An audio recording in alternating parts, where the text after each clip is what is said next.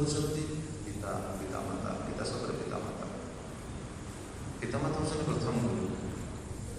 ଏଟାକୁ କିଏ ଅସ୍ୱୀକାର କରିବେ କି? କହୁନାହାନ୍ତି, କିଏ ଅସ୍ୱୀକାର କରିବେ? ପିତାମାତା ସନ୍ତାନକୁ ଯାହା ଶିକ୍ଷା ଦେବେ ସେ ସେଥିରେ କ'ଣ ସେ ଶିକ୍ଷାକୁ ସେ ଗ୍ରହଣ କରିବ, ତା ଜୀବନକୁ ସେ ସଜାଡ଼ିବ। ତେଣୁ ପିତାମାତା ହେଲେ ପ୍ରଥମ ଗୁରୁ। ପିତାମାତା ତାକୁ ଶିଖାଉଛ ବୋଲି ସେ ଜାଣୁଛି ନା। ଗୋଟେ ଛୁଆକୁ ଆପଣ ଦେଖିବେ ଛାଡ଼ିଦେବେ ଜଙ୍ଗଲରେ, ତାର ପିତାମାତା ବୁଝେଇ ଦେଉଛି। ଯଦି ପିତାମାତା ରହିବେ ନାହିଁ, ତାକୁ ଜଙ୍ଗଲରେ ଛାଡ଼ିଦେବେ, ଯଦି ସେ ପଶୁପକ୍ଷୀମାନଙ୍କ ଦ୍ୱାରା ଯଦି ଲାଳିତ ପାଳିତ ହେବ, ସେ କ'ଣ ଶିକ୍ଷା ଲାଭ କରିବ? ସେ ସକାଳୁ ଉଠିଲେ ମୁହଁ ଧୋଇବା ଶିଖିବ, ଭୋଜନ କରିସାରିଲା ପରେ ମୁହଁ ଧୋଇବା ଶିଖିପାରିବ, ମଳତ୍ୟାଗ କଲେ ସ୍ନାନ ହେବା ସେ ଶିଖିପାରିବ? ଶିଖିପାରିବ। ତେଣୁ ପ୍ରଥମ ଗୁରୁ ହେଉଛନ୍ତି ପିତା। ପିତା ସତରେ ପିତା ମାତା। ଦ୍ୱିତୀୟ ଗୁରୁ ଉପନେତା, ଯିଏ ଉପନୟନ ଦିଅନ୍ତି। ଉପନୟନ ସତରେ ଦୀକ୍ଷା ଦିଅନ୍ତି, ମନ୍ତ୍ର ଦେବା, ଉପନୟନ ଦେବା, ଦୀକ୍ଷା ଦେବା। ଯେ ପୂର୍ଣ୍ଣ ଗୁରୁ ସେ ବହୁତ ଠିକ୍ ଅଛି, କିନ୍ତୁ ସେ ଜୀବକୁ ଭଗବାନ ପାଖକୁ ପଠାଇବା ହେଉଛି ତାର କର୍ତ୍ତବ୍ୟ। ଯେ ପିତାମାତା ଶିକ୍ଷା ଦିଅନ୍ତି ସନ୍ତାନକୁ, ପିତାମାତା ହେଲେ ଆଦି ଗୁରୁ, ପ୍ରଥମ ଗୁରୁ। କିନ୍ତୁ ପିତାମାତା କ'ଣ ଭଗବାନ ପାଖକୁ ପଠାଇଦେବେ? ପିତାମାତା ତ ନିଜେ ବନ୍ଧନରେ ପଡ଼ୁଛନ୍ତି, ସେ କିନ୍ତୁ ଭଗବାନ ପାଖକୁ ପଠାଇବେ ଜୀବକୁ। ଉପନେତା, ଯିଏ ଉପନୟନ ଦିଅନ୍ତି, ସେ କ'ଣ କରିପାରିବେ? ଉପନୟନ ନିଜେ ମନ୍ତ୍ର ଦିଅନ୍ତି। କେବଳ ତାଙ୍କର ଯଦି ଭଗବାନଙ୍କ ସହିତ ସମ୍ବନ୍ଧ ଥିବ, ପ୍ରାମାଣିକ ଗୁରୁ ଯଦି ହେଇଥିବେ, ସେ ପଠାଇବେ। ଏବଂ ତୃତୀୟ ହେଉଛନ୍ତି ମଦୀୟ ତତ୍ତ୍ୱୋପଦେଷ୍ଟା, ଯିଏ ମୋ ବିଷୟକ ତତ୍ତ୍ୱକୁ ଜୀବକୁ ଜଣାନ୍ତି, ମାନେ ଭଗବାନଙ୍କ ବିଷୟରେ ଜୀବକୁ ଯିଏ ଜଣାନ୍ତି, ସେ ହେଉଛନ୍ତି ତୃତୀୟ ଗୁରୁ। ସେ ହେଉଛନ୍ତି ଜୀବକୁ କୃଷ୍ଣ ସମ୍ବନ୍ଧ ଦେଇକି, କୃଷ୍ଣ ତତ୍ତ୍ୱକୁ ଜଣେଇକି, କୃଷ୍ଣ ପ୍ରତି ଆସକ୍ତିକୁ ବଢ଼େଇବେ। ସିଏ ଦୀକ୍ଷା ଗୁରୁ ବି ହେଇପାରନ୍ତି, ଶିକ୍ଷା ଗୁରୁ ବି ହେଇପାରନ୍ତି। ଶିକ୍ଷା ଗୁରୁ ମାନେ କ'ଣ? କୃଷ୍ଣର ଶିକ୍ଷା, କୃଷ୍ଣଙ୍କ ବିଷୟରେ ସେ ଶିକ୍ଷା ଦେବେ, କୃଷ୍ଣ ଭକ୍ତି ବିଷୟରେ ଶିକ୍ଷା ଦେବେ। ସେ ଯିଏ ତବଲା ଶିଖାଉଛି ସେ ବି ଶିକ୍ଷା ଗୁରୁ। ତାମାନେ ଅସମ୍ମାନ କରିପାରିବେନି କି ସେ ତବଲା ଶିଖାଉଛି, କୃଷ୍ଣ ବି ସେ ଶିଖିବେ, କୃଷ୍ଣ ବି ରୋଲ ନେବ ସେ ଶିଖିପାରିବେ। ସେ ଶିକ୍ଷା ଗୁରୁ। କେଉଁ ଶିକ୍ଷା? ତବଲା ଶିକ୍ଷା ଗୁରୁ। ଏମାନେ ଗ୍ୟାରେଜରେ କାମ କରୁଥିବେ, ତାଙ୍କର ବି କରୁଥିବେ। ତେଣୁ ମଧ୍ୟ ତତ୍ତ୍ୱୋପଦେଷ୍ଟା ମୋ ବିଷୟକ ଜ୍ଞାନ ଦେବେ, ମୋ ବିଷୟକ ଜ୍ଞାନ ଦେଇକି ଜୀବର ସଂସାର ଅଜ୍ଞାନତାକୁ ଦୂର କରିବେ। ଦେଖନ୍ତୁ କେତେ ସୁନ୍ଦର ଏ ଯେଉଁ ଗୁରୁଙ୍କର ସ୍ଥିତିକୁ ପୁରା ବୁଝେଇଛନ୍ତି। ଇହ ସଂସାରେ ଯତ୍ର ସମ୍ଭବ ଜନ୍ମ ମାତ୍ର च आधानकर्ता पिता तावत आद्य गुरु। आधानकर्ता पिता से आदि गुरु, प्रथम गुरु। जत्र द्विजाते सतः पुंस संक्रमण संभव स उपनेता सावित्रोपदेष्टा द्वितीय गुरु। उपनेता माने जे उपनयन करନ୍ତି ବା ମନ୍ତ୍ର ଦିଅନ୍ତି ବା ପଇତା ଦିଅନ୍ତି, ସେ ଦ୍ୱିତୀୟ ଗୁରୁ। जस्तु आश्रमेण आश्रमिकश्च तुभ्यम एव ज्ञानः मत तत्त्वोपदेष्टा, जे मो तत्त्व दियंती सब आश्रमर व्यक्ति मानक जे मो तत्त्व कहती, कृष्ण भगवान कहते जे मो विषय ज्ञान दियंती, कृष्ण मो प्रति आशय, जीवन मो प्रति आसक्ति बढ़ाती, सी होती किभली ना मत तत्त्वोपदेष्टा स यथा अहम मत्तुल्यत्वेन पति पूजयन्ते इत्यर्थ। से मो भली पूजिता। तेणु गुरु ये से आम गुरु को क्यों दृष्टि देखुचे? गुरु को पूरा भगवान को तुल्य देखुचे। कहे शास्त्र तो कहे से कथा गोटे मंत्र ना गुरु ब्रह्मा गुरु विष्णु गुरु महेश्वर गुरु साक्षात परम ब्रह्म तस्मै श्री गुरु। एटा को शास्त्र श्लोक कोठे अछि जानछन? ये जानछन कहले ना करे एटा शास्त्र श्लोक गोपी माने कहिसथि वर्गसेन ग्रंथरे एटा अछि। गुरु ब्रह्मा गुरु विष्णु गुरु भजन से गुरु तामने कोन गुरु कोन सତରେ ब्रह्मा ना कोन ना गुरु सତରେ विष्णु ना गुरु सତରେ महेश्वर ना गुरु साक्षात परम ब्रह्म ना काहे कहै छै तार अर्थ रहिছে ना ଲୋକ ତ ସେ କହନ୍ତି ତାଙ୍କ ଗୁରୁ ବୁଝେଇ ମାନେ ବ୍ରହ୍ମାଙ୍କ ଭଳି ପୂଜ୍ୟ, ବ୍ରହ୍ମାଙ୍କ ଭଳି ତାଙ୍କର କାର୍ଯ୍ୟ, ବିଷ୍ଣୁଙ୍କ ଭଳି ତାଙ୍କର କାର୍ଯ୍ୟ, ଶିବଜୀଙ୍କ ଭଳି ତାଙ୍କର କାର୍ଯ୍ୟ, ଆଉ ପରମେଶ୍ୱରଙ୍କ ଭଳି ମଧ୍ୟ ତାଙ୍କର କାର୍ଯ୍ୟ। ଗୁରୁ ସାକ୍ଷାତ ପରବ୍ରହ୍ମ, ସାକ୍ଷାତ ଅର୍ଥ ନଉଛି ଗୁରୁ ବ୍ରହ୍ମ ନାହିଁ, ସାକ୍ଷାତ। ତାହେଲେ ଗୁରୁ କେମିତି କହିଲା ଗୁରୁ ବ୍ରହ୍ମା ବିଷ୍ଣୁ ମହେଶ୍ୱର, କାହିଁ କୁହାଯାଇଛି, କେମିତି କୁହାଯାଇଛି, କେଉଁ ଗୋଷ୍ଠୀ ଦ୍ୱାରା? କାରଣ ତାର କିଛି ତ ଭକ୍ତ ଥିବ ନା। କାହିଁକି କୁହାଯାଇଛି ଗୁରୁ ହଉଛନ୍ତି ବ୍ରହ୍ମା, ଗୁରୁ ବିଷ୍ଣୁ, ଗୁରୁ ମହେଶ୍ୱର? ଜାଣିଛନ୍ତି? ତାର ଅର୍ଥ ହଉଛି ଏହା। ଆଚ୍ଛା, ବ୍ରହ୍ମା ବିଷ୍ଣୁ ମହେଶ୍ୱରଙ୍କର କାର୍ଯ୍ୟ କ'ଣ? ତିନି ଜଣଙ୍କର ତିନିଟା କାର୍ଯ୍ୟ ନା? କ'ଣ ତିନିଟା କାର୍ଯ୍ୟ? ବ୍ରହ୍ମଙ୍କର କାର୍ଯ୍ୟ କ'ଣ? ସୃଷ୍ଟିକର୍ତ୍ତା। ବିଷ୍ଣୁଙ୍କର କାର୍ଯ୍ୟ ପାଳନକର୍ତ୍ତା। ଶିବଜୀଙ୍କର କାର୍ଯ୍ୟ ସଂହାରକର୍ତ୍ତା। ଗୁରୁଙ୍କର କାର୍ଯ୍ୟ ବି ଠିକ୍ ସେୟା। ଗୁରୁ ସୃଷ୍ଟି କରନ୍ତି। କ'ଣ ସୃଷ୍ଟି କରନ୍ତି? ଜୀବର ହୃଦୟରେ କୃଷ୍ଣ ଚେତନାକୁ ସୃଷ୍ଟି କରନ୍ତି ଏବଂ ଗୁରୁ ପାଳନ କରନ୍ତି। ବ୍ରହ୍ମା ଭଳି ସେ ସୃଷ୍ଟି କରିବେ। ଆମ ଦେଖୁନାହାନ୍ତି ସିଦ୍ଧାନ୍ତ ସେୟା, ବ୍ରହ୍ମାଣ୍ଡ ବ୍ରହ୍ମିତ କୌନ ଭାଗ୍ୟବାନ ଯେ ଗୁରୁକୃଷ୍ଣ ପ୍ରସାଦ ପାଏ ଭକ୍ତିଲତା ବୀଜ। ଗୁରୁକୃଷ୍ଣ ପ୍ରସାଦ ସେ ଭକ୍ତିଲତା ବୀଜଟା ପାଇବ। ତାମାନେ ସେ କ'ଣ କଲେ? ସୃଷ୍ଟି କଲେ। ବ୍ରହ୍ମା ଭଳି ଜୀବର ହୃଦୟରେ କୃଷ୍ଣ ପ୍ରେମକୁ ସୃଷ୍ଟି କଲେ, ଜୀବରୁ କ'ଣ କଲେ? ବିଷ୍ଣୁଙ୍କ ଭଳି କ'ଣ କଲେ? ପାଳନ କଲେ। ଗୁରୁଙ୍କର କାର୍ଯ୍ୟ ବିଷ୍ଣୁ ଭଳି ପାଳନ କରିବେ। ବିଷ୍ଣୁଙ୍କର କାର୍ଯ୍ୟ ପାଳନ କର୍ତ୍ତା। ଗୁରୁଙ୍କର କାର୍ଯ୍ୟ କ'ଣ? ପାଳନ କର୍ତ୍ତା। ପାଳନ କରିବେ। କେମିତି ପାଳନ କରିବେ? କ'ଣ ଖାଇବା ପିଇବା ଦେଇ ପାଳନ କରିବେ ନା କ'ଣ? ହଁ, ଏଇଟା ସତ୍ୟ। ଖାଇବା ପିଇବା ଦେଇ ପାଳନ କରିବେ, କିନ୍ତୁ ଶରୀରକୁ ଆତ୍ମାକୁ ଆହାର ଦେବେ। ଆତ୍ମାକୁ ଆହାର କ'ଣ? ଏ କୃଷ୍ଣ କଥା, କୃଷ୍ଣ ବାଣୀ ଦେଲେ କ'ଣ ହବ ନା? ଜୀବର ଚିତ୍ତଟା ଶୁଦ୍ଧ ହେଇଯିବ। ତାକୁ ପାଳନ କରିବେ ବା ତାର ଭକ୍ତିଲତା ବୀଜକୁ ପାଳନ କରିବେ। ଶ୍ରବଣ କୀର୍ତ୍ତନ ଜଳେ କରେ ସ୍ମରଣ କରେ ସେଚନ।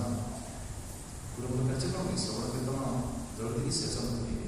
ଆମେ ସେ ଶ୍ରବଣ କୀର୍ତ୍ତନରେ ଅଂଶଗ୍ରହଣ କରିବା ଉଚିତ ନା? ଗୁରୁଙ୍କ ପାଖକୁ ଯିବା ଉଚିତ। ଆଜିକାଲି କ'ଣ ହେଲା? ସବୁ ଉଲ୍ଟା ଆଉ ଦୀକ୍ଷା ନେଲେ ଆମର ସରିଗଲା। ଗୁରୁ ହେଉଛନ୍ତି ଶିଷ୍ୟ ଗ୍ରହଣ କରିଲେ ଶିଷ୍ୟ ବହୁତ ହେଇଗଲେ କ୍ଲାସ କାର୍ଯ୍ୟ ସରିଗଲା ନା। ଗୁରୁଙ୍କର ବି ଦାୟିତ୍ୱ ରହିଛି। ଗୁରୁ ଶିଷ୍ୟ ଗ୍ରହଣ କରନ୍ତି, କଥା କୀର୍ତ୍ତନ କରି ଜୀବନ ପ୍ରତି ଶୁଦ୍ଧ କରିବେ।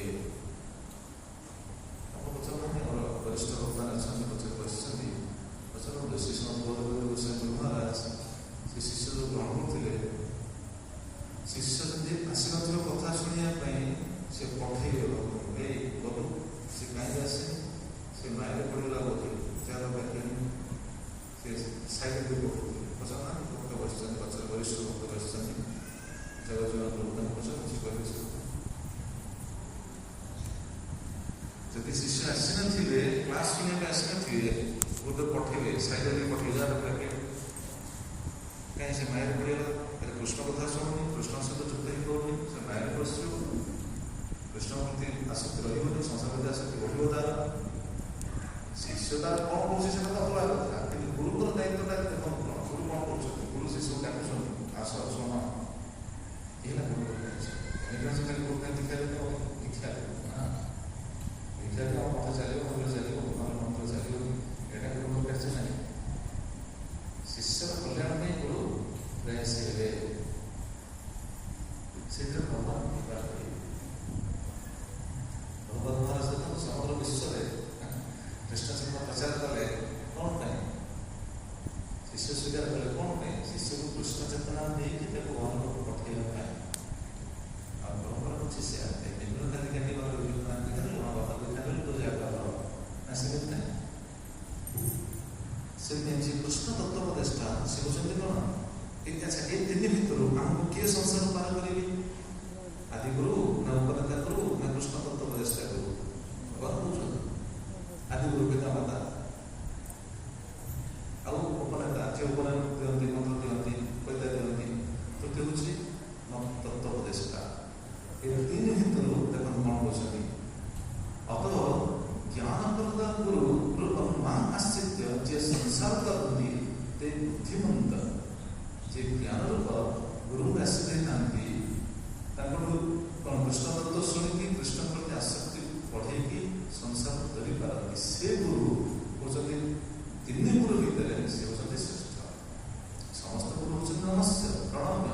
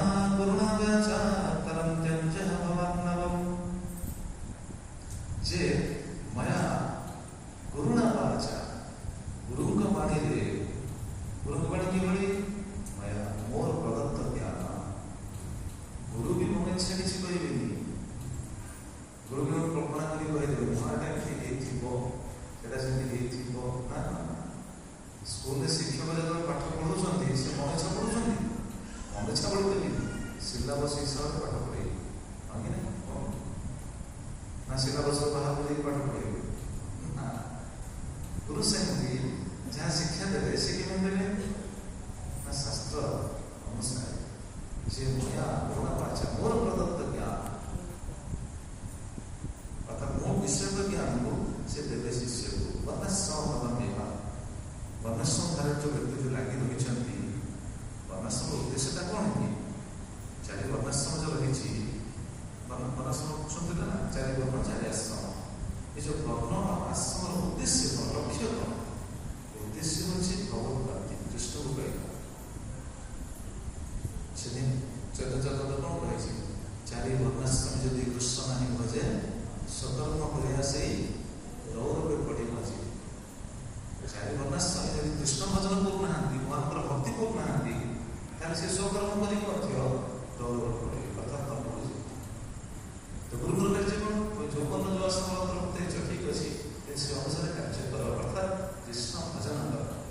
କୃଷ୍ଣଙ୍କର ଭଜନ କରିବା ପାଇଁ କୃଷ୍ଣଙ୍କର ଭକ୍ତି କରିବା ପାଇଁ ଗୁରୁ ଜୀବକୁ ସବୁ ସମୟରେ କୀର୍ତ୍ତନ କରି ତାର ଉତ୍ସାହ ବଢ଼ାଇବେ ଉତ୍ସାହ ବଢ଼ାଇ ତାକୁ ଉତ୍ସାହିତ କରିବେ କୃଷ୍ଣ ଭଜନ କର କୃଷ୍ଣ ଭକ୍ତି କର। ଜୀବ ତ ଉତ୍ସାହଟା କମି ଯାଉଛି ନା ଜୀବର ସ୍ଥିତି କ'ଣ କି ଜୀବ ମାୟା ଜଗତରେ ରହିଛି ମାୟାର କୋଳରେ ବସିଛି ତାର ଉତ୍ସାହ କମି ଯାଉଛି ଦେଖୁନାହାନ୍ତି ସବୁ ଉତ୍ସାହ ବଢ଼ୁଛି। ଆପଣ ଚିନ୍ତା କରନ୍ତୁ ଖରାପ ଦୃଷ୍ଟି କହୁନି କିନ୍ତୁ ଆପଣ ନିଜେ ଚିନ୍ତା କରିବା ସତ କି ନାହିଁ ଆମର ସବୁ ଉତ୍ସାହ ବଢ଼ୁଛି।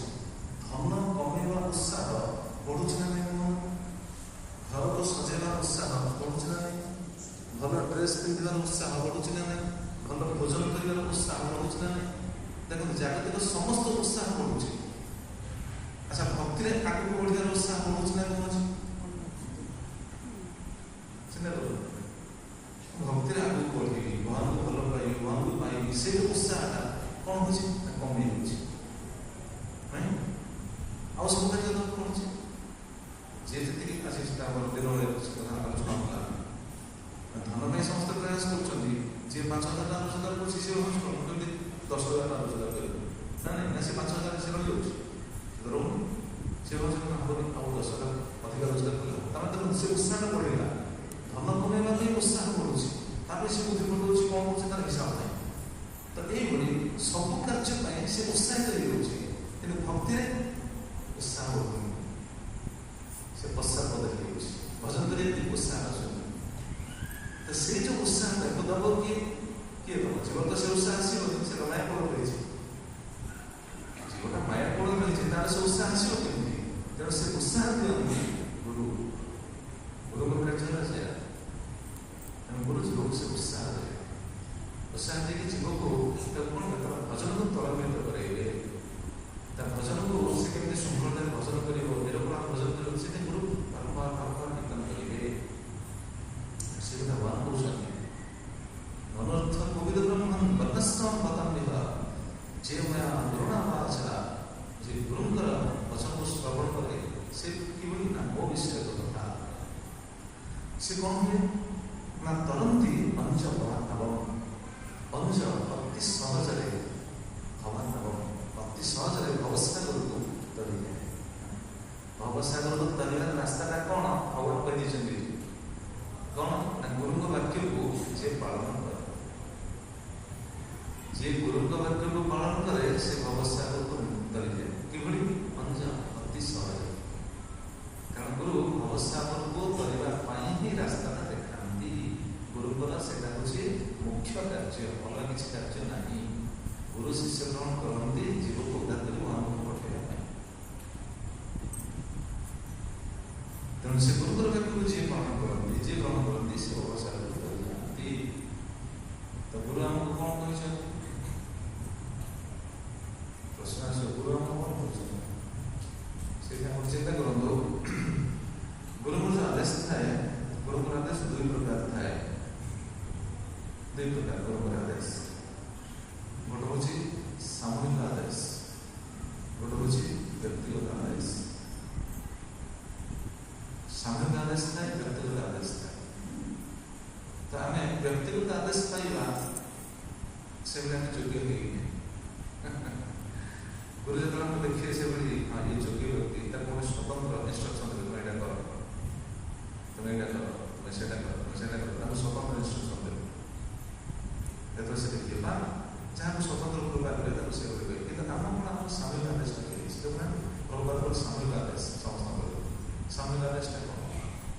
ଷୋଳପଡ଼ା ନାମ କର, ଚାରିଟା ନିୟମକୁ ପାଳନ କର, ନିରପରାଧରେ ନାମ କର, ସେବା କର, ଭଗବାନଙ୍କୁ ପାଇବା ନିଶ୍ଚିତ। ପ୍ରଭୁ ବୁଝିଲି ଏଇଟା ଆମେ ଗୁରୁକୁଳ ଦେଖନ୍ତୁ ଆମର ଆଚାର୍ଯ୍ୟମାନେ ପ୍ରଭୁପାଦଙ୍କର ଯେଉଁମାନେ ସବୁ ଶିଷ୍ୟ ଗୁରୁ ଅଛନ୍ତି ସେମାନେ ଏଇ କଥା ହିଁ କହୁଛନ୍ତି ନା ଅଲଗା କିଛି କଳା କିଛି କହୁଛନ୍ତି।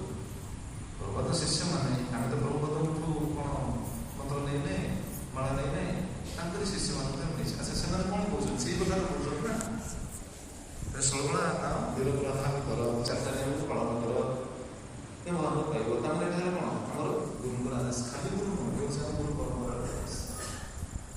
ଯିଏ ପାଳନ କରିବ ତାହେଲେ ଭଗବାନ ଅତି ସହଜରେ ସେ ସଂସାର ସାଗରକୁ ପାରି ହେଇଯିବ।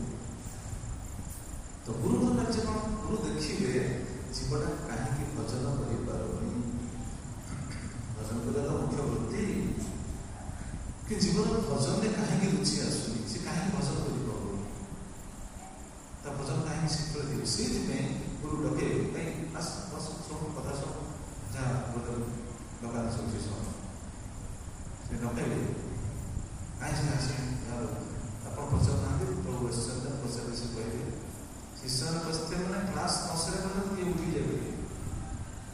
ଉଠି ଯଦି କିଏ ଗଲେ ଦେଖ ସେମାନେ ତ ସବୁ ସକାଳେ ଡ୍ୟୁଟି ଥିବ, ଚାକିରି କରୁଥିବେ ସବୁ, ସେ ସବୁ ଗଲେ ପୁଣି ଉଠିକି ଯିବେ, ପୁଣି ଘରେ ପ୍ରସାଦ ସେବନ କରି ଡ୍ୟୁଟିକି ଯିବେ। ଉଠିଗଲା ମାନେ ଗୋଟେ କହିବେ ଏ ଦେଖ ଉଠିଲା ମାୟାରେ ଫସିବ, ଗୋଟେ ଡାଇରେକ୍ଟ ମନ ପସନ୍ଦ ନା ଏ ଦେଖ ଉଠିଲା ଯାଇକି ମାୟା କାମ କରିବେ। କୃଷ୍ଣ କଥା ଶୁଣି ପାରୁନି, ମାୟା ସେବା କରିକି ଉଠି ପଡ଼ୁଛି, ଡାଇରେକ୍ଟ ବେଳେ କୁହନ୍ତି। ତ କହିବା ତାତ୍ପର୍ଯ୍ୟ କ'ଣ? ଗୁରୁଙ୍କର ଏଇଟା ହେଉଛି ଦାୟିତ୍ୱ ନା, ଗୋଟେ କ'ଣ ଯେବୁ କୃଷ୍ଣ କଥା କହିବି ତାର ଭଜନର ଉତ୍ସାହରେ ବଢ଼େଇବି, ଏଇ ହେଉଛି ଗୁରୁଙ୍କର ଦାୟିତ୍ୱ। ଯିଏ ସେଟା ପାଳନ କରେ ତରନ୍ତି ମଞ୍ଜ ଭଗବାନ ଶିଷ୍ୟର କର୍ତ୍ତବ୍ୟ କ'ଣ? ଶିଷ୍ୟର ଯୋଗ୍ୟତା କ'ଣ? ଗୁରୁଙ୍କର ବାକ୍ୟକୁ ଯଥାଯଥ ପାଳନ କରିବ, ତେବେ ସେ ଶିଷ୍ୟ ନଚେତ୍ ସେ ଶିଷ୍ୟ ନୁହଁ। ଶିଷ୍ୟଟା କାହିଁକି ଶିଷ୍ୟ କୁହାଯାଇଛି? ଯେ ଶାସନର ଅଧୀନ ସେ ହେଲା ଶିଷ୍ୟ। ଶାସନ ଆମେ ପୂର୍ବ ଶାସନ ମାନେ ଆମେ ପ୍ରସ୍ତୁତ ନୁହଁ। ଗୁରୁ କହିছে ନା କହିଲେ ସେଟା ଆମେ କହିଦେଲେ ନା ଆମେ କ'ଣ କରିବା ନା ଆମର ମନୋଧର୍ମ ଚାଲିଲା, ସେଟା ଗୁରୁ ଶାସନ ହେବେ। ଗୁରୁ କହିଛନ୍ତି ଅପରାଧ କର ନାହିଁ, ନିରପରାଧରେ ଭଜନ କର। ଆମ ମନ କହୁଛନ୍ତି ଅପରାଧ କରୁଛନ୍ତି ଗୁରୁ ବାରମ୍ବାର ସେଟା କହିଥାଏ ଅପରାଧ କର ନା, ଅପରାଧ କର ନା। ଅପରାଧ ଭିତରୁ ବଞ୍ଚିବା ପାଇଁ ଗୁରୁ ବିଭିନ୍ନ ଦୃଷ୍ଟିକୋଣରୁ ବିଭିନ୍ନ ଶାସ୍ତ୍ରର ଉଦାହରଣ ଦେଇକି ବିଭିନ୍ନ ଦୃଷ୍ଟାନ୍ତ ଦ୍ୱାରା ଗୁରୁ ବୁଝେ ଅପରାଧ କରନି, ଭଜନ କର, ଭଜନ ବୁଝିବା ନ ଏଇଥିଲା ଗୁରୁଙ୍କର କାର୍ଯ୍ୟ। ତାକୁ ଯେ ଗ୍ରହଣ କରିବେ ସେ ଶିଷ୍ୟ କ'ଣ ହେଲେ? ଧରନ୍ତି କଞ୍ଜ ଅବାଧ ଅତି ସହଜରେ ସେ ବହୁତ ସାଗରକୁ କରିଯିବେ। ତ ଦେଖନ୍ତୁ ଏ କଥା ଭଗବାନ କହୁଛନ୍ତି, କାହାକୁ? ସୁଦାମା ଶ୍ରେଷ୍ଠ ଭକ୍ତଙ୍କୁ କହୁଛନ୍ତି। ଆମେ ଦୁଇ ଜଣ ଗୁରୁକୁଳରେ ବାସ କରୁଥିଲେ ଏଥିପାଇଁ। ତେଣୁ ଏଠି ସେ କହୁଛନ୍ତି ଏଇ ଯେଉଁ ତିନି ଗୁରୁ ଭିତରେ ତୃତୀୟ ଗୁରୁ କ'ଣ କରନ୍ତି? ତୃତୀୟ ଗୁରୁ ସଂସାର ତାରୟତି, ସେ ଦୃଶ୍ୟ ଟିକେ ଲେଖିଲେ। ତୃତୀୟ ଗୁରୁ ତତ୍ତ୍ୱୋପଦେଷ୍ଟା, ସେ ସଂସାର ତାରୟତି। କାରଣ ସେ କଥାଟା ଶ୍ରବଣ କରି ଯଦି ସେ ଶ୍ରବଣ ଯଦି ରୁଚି ଆସିଗଲା ନା, କୃଷ୍ଣ ଯଦି ସେ ଭଲ ହେଇପାରିଲା ସହଜକାରୀ ହେଇଯିବ, ଅତି ସହଜ। ତୃତୀୟ ଗୁରୁ ସଂସାର ତାରୟତି ସର୍ବେଶ ସାଧନେଶ୍ୱ ବୟମେବ ଭଗବତ ଅନୁଗ୍ରହାନ୍ତରଗମ ଇତି ଆହ। ସବୁ ସାଧନ ଭିତରେ ଏଇଟା ହେଉଛି ସବୁଠୁ ଶ୍ରେଷ୍ଠ ସାଧନ, ଗୁରୁଙ୍କର ବାକ୍ୟକୁ ପାଳନ କରିବା। ଗୁରୁଙ୍କ ବାକ୍ୟକୁ ପାଳନ କରିବା ହେଉଛି ସବୁଠୁ ଶ୍ରେଷ୍ଠ ସାଧନ। କେବେ ଶ୍ରେଷ୍ଠ ସାଧନ? ଦେଖନ୍ତୁ ଭଗବାନ କହୁଛନ୍ତି, କ'ଣ କହୁଛନ୍ତି ଭଗବାନ? ନାହଂ ନିତ୍ୟା ପ୍ରଜାତିଭ୍ୟଂ ତପସା ସମେନ ବା ତୁସ୍ୟହଂ ସର୍ବଭୂତାତ୍ମା गुरु शुश्रूषया यथा नाहं इच्छा प्रजातिभ्यं तपसा उपस्समेन वा। ये श्लोक बहुत गुरुत्व, ये सब गोटे श्लोक ना, ये गोटे श्लोक गोटे दिनर प्रवचन केते सिद्धांत रही एवढा बाहर जो कहुए अलग अलग कहुए जो दीक्षा नहीं से बुझे ना, जो गुरुपाद नहीं से कौन बुझे गुरुकर महिमा जाने से कौन बुझे। बाहर जो पब्लिक प्रोग्राम कराए यार अलग प्रकार व्याख्या कराए से गुरु ग्रहण करूँ कि आम गुरु ग्रहण कर सारी ना जो मैंने तो ये शिक्षा नहीं से जो मैंने गुरु ग्रहण करना गुरु ग्रहण करवा उचित। गुरु ग्रहण करेंगे कहीं ସେଇଟା ହିଁ ବୁଝିବା ଉଚିତ। ଗୁରୁ ଗ୍ରହଣ କରିସାରିଲା ପରେ ତାଙ୍କର ସାଧନଟା କ'ଣ ହେବା ଉଚିତ ସେଇଟା ହିଁ ଜାଣିବା ଉଚିତ। ସେଥିପାଇଁ ଭଗବାନ ଏସବୁ କଥା କହୁଛନ୍ତି। ଭଗବାନ କହୁଛନ୍ତି ମୁଁ ପ୍ରସନ୍ନ ହୁଏ କେଉଁ କାର୍ଯ୍ୟରେ ନା ବର୍ଣ୍ଣାଶ୍ରମ କାର୍ଯ୍ୟରେ ପ୍ରସନ୍ନ ହୁଏ ନା ଇଜ୍ଜା ମାନେ ଗୃହସ୍ଥ ଧର୍ମେଣ ଗୃହସ୍ଥ ଧର୍ମ ଜଣେ ଗୃହସ୍ଥ ଧର୍ମ ସେଠି ପାଳନ କରୁଛି ମୁଁ ସେମିତି ତା ଉପରେ ସେତେ ପ୍ରସନ୍ନ ହୁଏ ନା। ଏବଂ ପ୍ରଜାତିଭ୍ୟାମ ମାନେ ବ୍ରହ୍ମଚାରୀ ଧର୍ମ ପ୍ରକୃଷ୍ଟ ଜନ୍ମ ଉପାୟନ ତେଣୁ ବ୍ରହ୍ମଚାରୀ ଧର୍ମ ଉପଲକ୍ଷ୍ୟ ଦେଇ ତେଣୁ ବ୍ରହ୍ମଚାରୀ ଯେଉଁ ପାଳନ କରୁଛି ବ୍ରହ୍ମଚାରୀ ଧର୍ମଟା ଠିକ୍ ପାଳନ କରୁଛି ମୁଁ ତା ଉପରେ ସେତେ ସନ୍ତୁଷ୍ଟ ହୁଏ ନା। ଭଗବାନ କହୁଛନ୍ତି ହଁ ଅହମ୍ ମୁଁ ପ୍ରସନ୍ନ ହୁଏ ନା। ଜଣେ ଗୃହସ୍ଥ ଧର୍ମଟା ଠିକ୍ ପାଳନ କରୁଛି ପ୍ରସନ୍ନ ହୁଏ ନା। ଏବଂ ଜଣେ ବ୍ରହ୍ମଚାରୀ ତା ଧର୍ମ ପାଳନ କରୁଛି ସେଥିରେ ପ୍ରସନ୍ନ ହୁଏ ନା। ଜଣେ ତପସ୍ ଧର୍ମ ଅର୍ଥାତ୍ ବାନପ୍ରସ୍ଥ ଧର୍ମ ବାନପ୍ରସ୍ଥ ଧର୍ମ ପାଳନ କରୁଛି ଠିକ୍ ସେ ମୁଁ ସେଇଥିରେ ପ୍ରସନ୍ନ ହୁଏ ନା।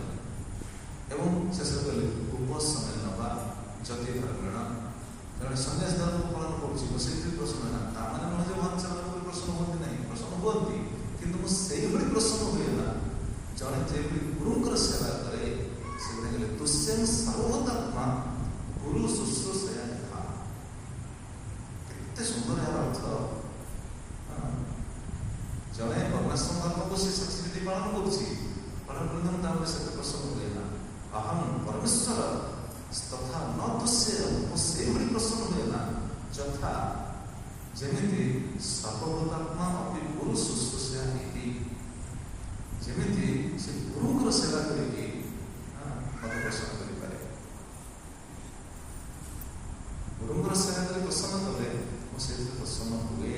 ଭଗବାନ କହିଲେ କାହିଁକି ତାପରେ ଏଠି କୋଉ କଥା ଏଠି ବିଚାର କର କେଉଁ ଗାଡ଼ି ଶିଖିବାକୁ ତବଲା ଶିଖିବାକୁ ମୃଦଙ୍ଗ ଶିଖିବାକୁ ହାରମୋନିୟମ ଶିଖିବାକୁ କୃଷ୍ଣ ତତ୍ତ୍ୱ ଉପଦେଶ କୃଷ୍ଣ ବିଷୟରେ ଯେଉଁ ଜ୍ଞାନ ଦେଉଛନ୍ତି ଯାହାକୁ ଆଉ ଯାହାକୁ ମନ୍ତ୍ର ନେଇଛନ୍ତି ଦେଖିବାକୁ ଶିଖିବାକୁ ସମସ୍ତେ ବିଶେଷ କରି ସେ କୃଷ୍ଣ କଥା କୁହନ୍ତି। କହିବା କାରଣ କ'ଣ ସୁଦାମ କହୁଛନ୍ତି ଦେଖନ୍ତୁ ଶିକ୍ଷାଟା କ'ଣ ନା ଜଗତଗୁରୁ ମଧ୍ୟ କହୁଛନ୍ତି କୃଷ୍ଣ ମନ୍ଦିର ଜଗତଗୁରୁ ଜଗତଗୁରୁ ମଧ୍ୟ ଗୁରୁ ଗ୍ରହଣ କରିଛନ୍ତି। କାହିଁକି ଲୋକ ସଂଗ୍ରାମ ଲୋକ ଶିକ୍ଷା ନିମିତ୍ତ ତ ସେଇଥିରେ ମୁଁ ସେଭଳି ପ୍ରସନ୍ନ ହୁଏ। ହଁ ସେଥିରେ ପ୍ରସନ୍ନ ହୁଅନ୍ତି। ଆଚ୍ଛା ଗୁରୁଙ୍କ ସେବାରେ ଭଗବାନ କାହିଁକି ପ୍ରସନ୍ନ ହୁଅନ୍ତି? ପ୍ରଶ୍ନ ଆସିପାରେ ଗୁରୁଙ୍କ ସେବାରେ ଭଗବାନ କାହିଁକି ପ୍ରସନ୍ନ ହୁଅନ୍ତି? କାରଣ ଗୁରୁଙ୍କ ସେବାରେ ଭଗବାନ ପ୍ରସନ୍ନ ହୁଅନ୍ତି ଏଥିପାଇଁ ଆମେ କହୁଛେ ନା ତମାର ହୃଦୟ ସଦା ଗୋବିନ୍ଦ ବିଶ୍ରାମ ଗୋବିନ୍ଦ କହେ ନାମ ବୈଷ୍ଣବ କରା। ତେଣୁ ଗୁରୁଙ୍କ ହୃଦୟରେ ଗୋବିନ୍ଦ ବିଶ୍ରାମ ହେଇଛନ୍ତି ନା। ତେଣୁ ବୈଷ୍ଣବ ଗୁରୁକୁ କ'ଣ କୃଷ୍ଣ ସେଇଟା କରିଛନ୍ତି। ଗୁରୁକୁ ତାଙ୍କ ହୃଦୟରେ ବିଶ୍ରାମ ହେଇଛନ୍ତି। ସେଥିପାଇଁ ତାଙ୍କର ସେବା କଲେ କୃଷ୍ଣଙ୍କ ସେବା କଲେ। ଈଶ୍ୱର ତତ୍ତ୍ୱକୁ ସାଧାରଣତଃ ବୁଝିବା ଏତେ ସହଜ ବି ପ୍ରସନ୍ନ ହେବେ। ଭଗବାନ ପ୍ରସନ୍ନ ହେଇଯିବେ ଗୁରୁଙ୍କ ସେବାରେ ଭଗବାନ ପ୍ରସନ୍ନ କରନ୍ତି। ଆପଣ ଜାଣିଥିବେ ସମସ୍ତେ ମହାଭାରତରେ ସେ ପ୍ରସଙ୍ଗ ରହିଛି। ଆୟୋଧମ୍ୟଙ୍କର ଶିଷ୍ୟ ସବୁ ଥିଲେ। 3 ଜଣ ତ ମୁଖ୍ୟ ଶିଷ୍ୟ ଉପମନ୍ୟୁ ଆରୁଣୀ ବେଦ ଏ 3 ଜଣ ମୁଖ୍ୟ ଶିଷ୍ୟ ଥିଲେ। ଗୁରୁଙ୍କର ସେବା କେତେ ସୁନ୍ଦର ସେ କରିଛନ୍ତି। ଆପଣ ଜାଣିଥିବେ ସମସ୍ତେ ଆରୁଣୀ ପଠେଇଲେ ଗୋଟେ ପଠେଇଲେ ଆରୁଣୀ ଯାହା ଜାଣିଛ ନା